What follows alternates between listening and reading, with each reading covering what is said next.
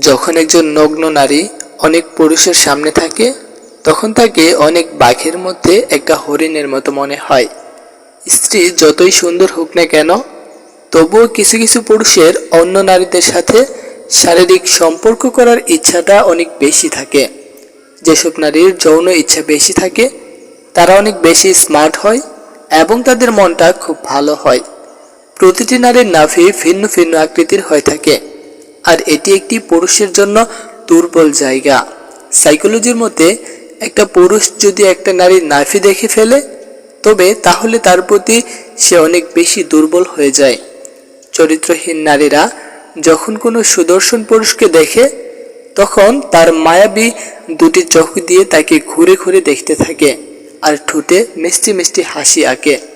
যদি কোনো মহিলা আপনাকে দেখার পরে বারবার তার স্তন ঠিক করে বা ওড়না ঠিক করে তবে বুঝে নেবেন সে আপনার সাথে সহবাস করতে চায়।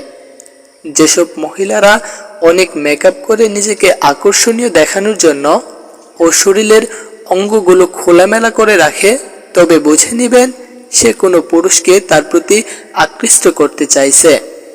যে মহিলাটা নিজের শরীরকে অপরকে দেখানোর জন্য খুলে রেখে দেয়, অন্যকে দেখানোর জন্য সাজুগুজু করে, এরা আর যাই হোক কখনোই ভালো নারী হতে পারে না।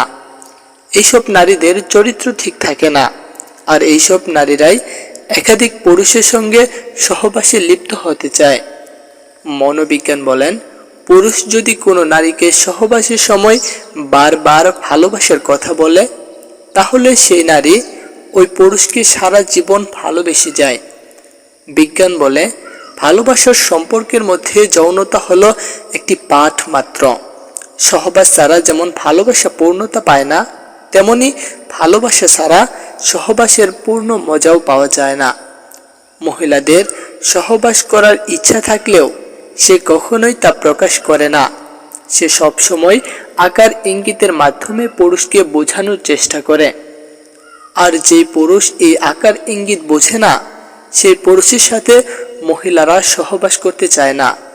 একজন পুরুষ যখন ধনী হয় তখন সে একাধিক নারীকে কামনা করে, আর একজন নারী যখন ধনী হয় তখন সে অনুভব করে যে তার কোনো পুরুষেরই প্রয়োজন নেই।